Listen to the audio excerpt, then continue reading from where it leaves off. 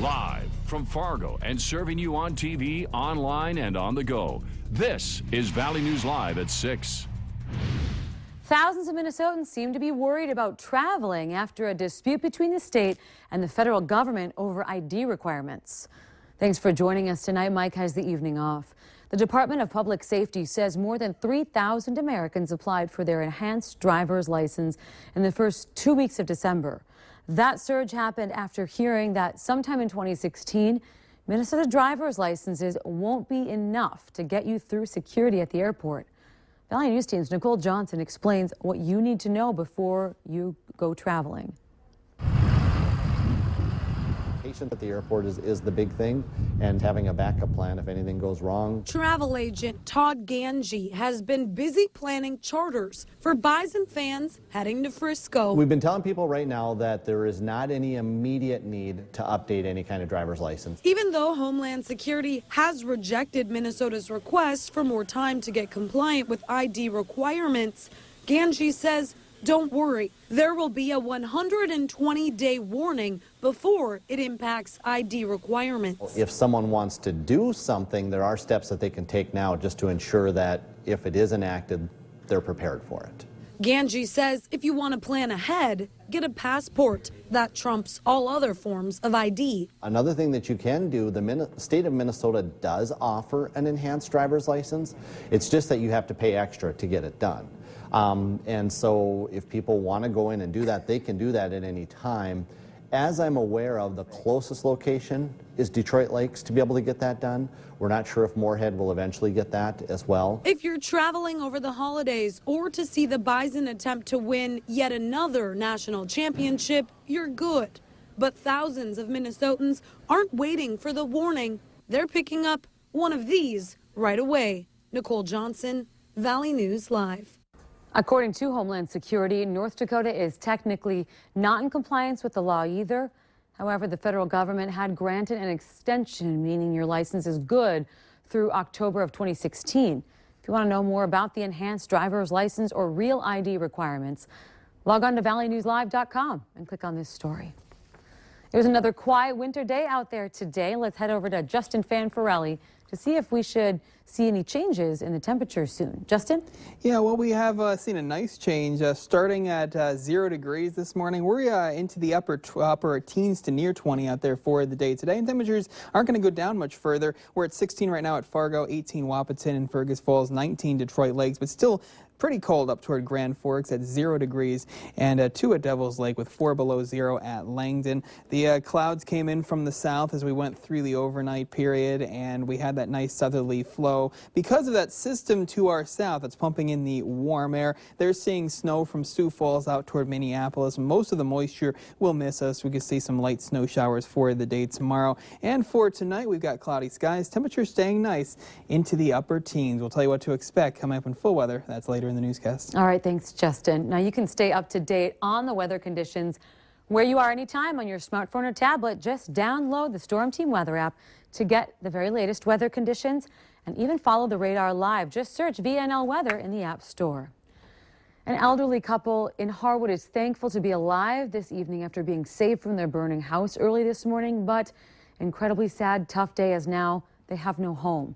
Cass County deputy was driving by the area just after 8 when he noticed smoke and flames coming from the garage. That's when he sprang into action, rescuing the couple from a home that's now a total loss. They were brought to the fire hall in Harwood.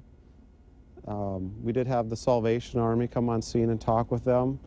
They later went with the family member for the night. The cause of the fire hasn't been determined, and at this time, a way to donate to the family hasn't been established. However, we'll continue checking with the city throughout the week and update you online if that becomes an option. A car crash, a fire in your home. There are a number of things that can happen any day to you, but does your family know what to do if an emergency does happen? It can be hard to prepare for a disaster, but that's what the American Red Cross is trying to help. Communications Officer Brian Sean says a big way to keep you and your family safe is to make several preparations. And if you're at home, it's important to know your smoke alarms are working. It's important to recognize that there could be a situation where you need to evacuate your home quickly. What's the best and easiest way to do that? And have you spoken about that with your family? When you're on the road, it's having some of those items that you could be trapped in your car that you might need, whether that is a blanket, whether that's extra hat or gloves, a high-calorie bar, water, or even a first aid kit. All things to consider if you're going on the road as well. The American Red Cross does have a few apps to help you and your family. One recommended is the Emergency app. It's free and available for both Android and iPhones. Many Canadians stayed away from the Valley this year. The problem is the Canadian dollar today is worth only 72 cents in the United States. However, despite a downturn in the Canadian dollar and a couple of other sectors, the Valley's economy continues to surge forward. Valley News Team's Neil Carlson shows us what's happening. Tens of thousands of Canadians stayed away from the Valley this year. The latest numbers show a 10% drop in cars crossing into the U.S. at Pembina this year. Traffic is down over 38,000 vehicles compared to last year. There are also a couple of other factors that are weighing down the economy. Western North Dakota oil production took a major hit, and the ag economy is down. So if you look at agriculture, the Canadian dollar, and oil, those three fundamentals have all been off from a Grand Forks economy point of view. Despite those downturns, Grand Forks sales tax collection numbers are still growing. In fact, sales tax collections for December of this year are up 5.49% over last December. We were humming along at 10% sales tax increases year over year the last 3-4 years. So to be down to 5.5%, that's actually down quite a bit compared to what we've really been used to here on this. But it's hard to complain. It is hard to complain when you're still up 5.5%. It's still really doing well. Those sales tax collection numbers do not break out specific businesses like motels that may have taken a hit due to fewer Canadian visitors. However, the overall economy here is still rolling along despite some negatives in our local economy. In Grand Forks, Neil Carlson, Valley News Live. Sales tax collections are also up in Fargo this year from $48.5 million last year to $52 million this year, an increase of more than 7%. This past weekend, several snowmobile crashes happened in North Dakota and in Minnesota, including a person dying.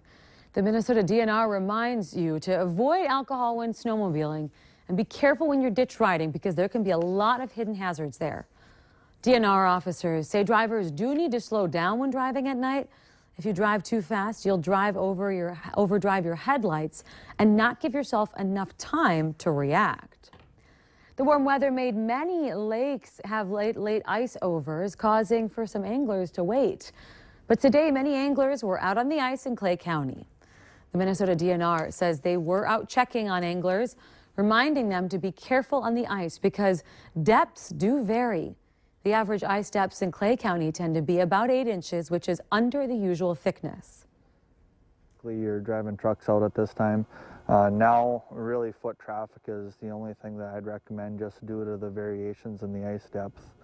You know, 4 inches to walk on, 6 for snowmobile or four-wheeler, and at least 12 inches for a vehicle. Landmark says the Southern Valley Lakes tend to be smaller and compared to the Northern Valley Lakes. The DNR also reminds people to register their ice house if they plan to leave it out overnight on the lake. Well, it's always near the top of the list for most popular New Year's resolutions, getting fit and healthy. And in Fargo-Moorhead, the list keeps growing of gyms and health clubs to join. Some, like Sanford Family Wellness, are all-encompassing, appealing to a lot of fitness styles and family demands. Planet Fitness in Fargo is an affordable option for those new to working out, people who might be unsure of how to use different equipment. Others are more hardcore, a haven for those living the fitness lifestyle, like CrossFit, and it could be a good option for your resolution. They're looking for commitment. They're looking for a place where they can come and commit, and this is one of those environments where the inspiration and the motivation's here. The music's loud all the time. Looks like fun tonight on Valley News Live 10 at 10. We're going to take you inside a number of these area facilities, showing what sets them apart and why each place could be good fit for you. It's the season of giving, and some Fargo Force hockey players are doing just that today for children in need. We'll detail that later at 6. And we did cloud up today, but the clouds brought in some warmer air near normal, a high of 19 today in Fargo. We'll tell you where the weather goes from here coming up next.